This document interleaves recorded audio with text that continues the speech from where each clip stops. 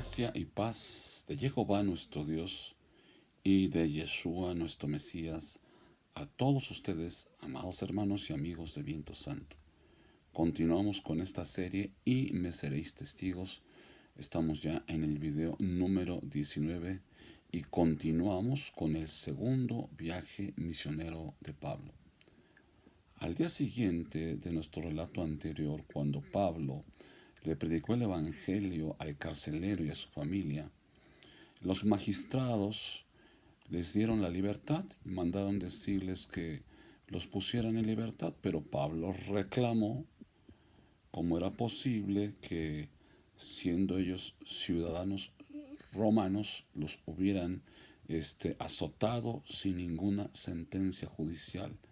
Así que Pablo exigía que por lo menos ellos mismos, los magistrados, fueran a ponerlos en libertad.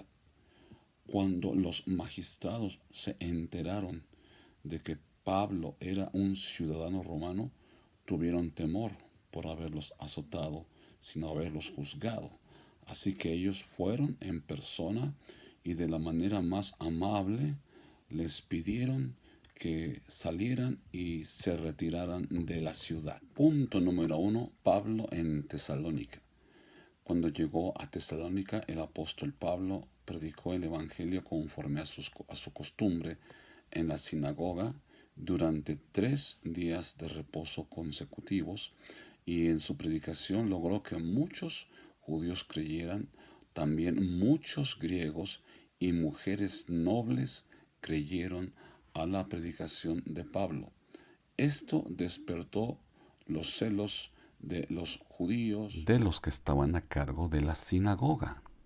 Entonces los judíos que no creían tomaron hombres ociosos y estaban buscando a los discípulos, y llegaron a la casa de Jasón buscándoles, pero no los encontraron. Entonces tomaron a Jasón y a algunos hermanos y los llevaron ante las autoridades. Ahí presentaron sus acusaciones, pero a final de cuentas Jasón obtuvo fianza y fue liberado, y los discípulos continuaron con su viaje. Punto 2. Pablo en Berea.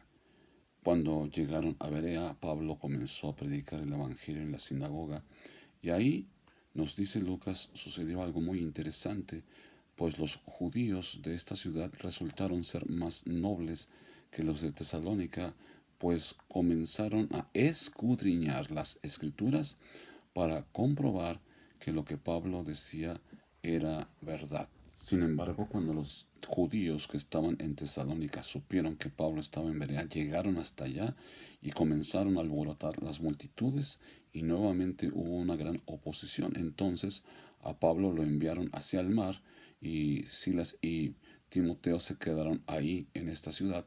Entonces Pablo se enfiló hacia la ciudad de Atenas. Punto 3. Pablo llega a Atenas.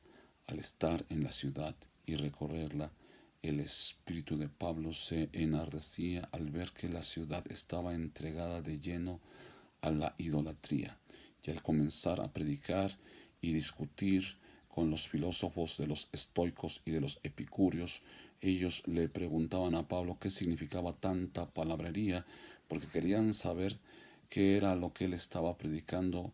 Parecía que estaba hablándoles de un nuevo Dios. Así que Pablo, puesto en pie en medio del Areópago, comenzó a predicar el Evangelio. Pero cuando llegó al punto de la resurrección, entonces la gente le dijo que parara. Empezaron a burlarse y le dijeron: bueno, en otra ocasión te seguiremos escuchando. Sin embargo, hubo gente que creyó en él, es decir, creyeron en su mensaje. Entre ellos estaba Dionisio el Areopagita y una mujer llamada Dámaris, entre muchos más. Punto número 4. Pablo en Corinto. Al salir Pablo de Atenas, se dirigió a la ciudad de Corinto, y ahí conoció a Aquila y a Priscila, que eran judíos, un matrimonio que había vivido en Italia, pero que tras el mandato del emperador romano Claudio, que había ordenado que todos los judíos salieran de Roma, ellos salieron y ahí se encontraron en Corinto. Y como también ellos se dedicaban a la fabricación de tiendas, Entonces comenzaron a trabajar con Pablo, pues ese era el oficio del apóstol Pablo. Pero todos los Shabbats, Pablo iba a la sinagoga a predicar a Cristo en medio de los corintios. Ahí estaba entregado de lleno a la predicación y fue cuando le alcanzaron Silas y Timoteo. A pesar de su esforzada predicación, los judíos lo rechazaban, así que Pablo, molestándose y sacudiéndose sus vestidos, les dijo que desde ese momento él se iba a dedicar a predicarle a los gentiles, porque ellos rechazaban la palabra de Dios. Les dijo: vuestra sangre sea sobre su propia cabeza. Yo estoy limpio de su sangre. Así que se fue a la casa de uno que se llamaba Justo, que vivía junto a la sinagoga. Y resultó que el principal de la sinagoga, llamado Crispo, creyó en el Señor, él y toda su casa. Así que resultó que muchos corintios creían y eran bautizados en el nombre del Señor Yeshua. Estando trabajando en esto, cierta noche el Señor le habló a Pablo en visión. Entonces el Señor dijo a Pablo en visión de noche: no temas, sino habla y no calles, porque yo estoy contigo, y ninguno pondrá sobre ti la mano para hacerte mal, porque yo tengo mucho pueblo en esta ciudad. Qué palabra tan hermosa y poderosa recibió el apóstol Pablo de parte del Señor para darle ánimo y fortaleza en medio de un trabajo que, si bien es cierto, tenía mucha oposición, también estaba rindiendo mucho fruto. Este es el pensamiento que nosotros debemos de tener el día de hoy. No debemos de desmayar a pesar de la adversidad cuando estamos trabajando, sirviendo al Señor, y a veces sentimos que es más la oposición, que es más la problemática, las situaciones difíciles que enfrentamos, que el fruto que vamos ganando. Sin embargo, todo lo que estamos haciendo para el Señor es importante para Él, y debemos de recordar que Él siempre está con nosotros. El Señor nunca nos deja solos.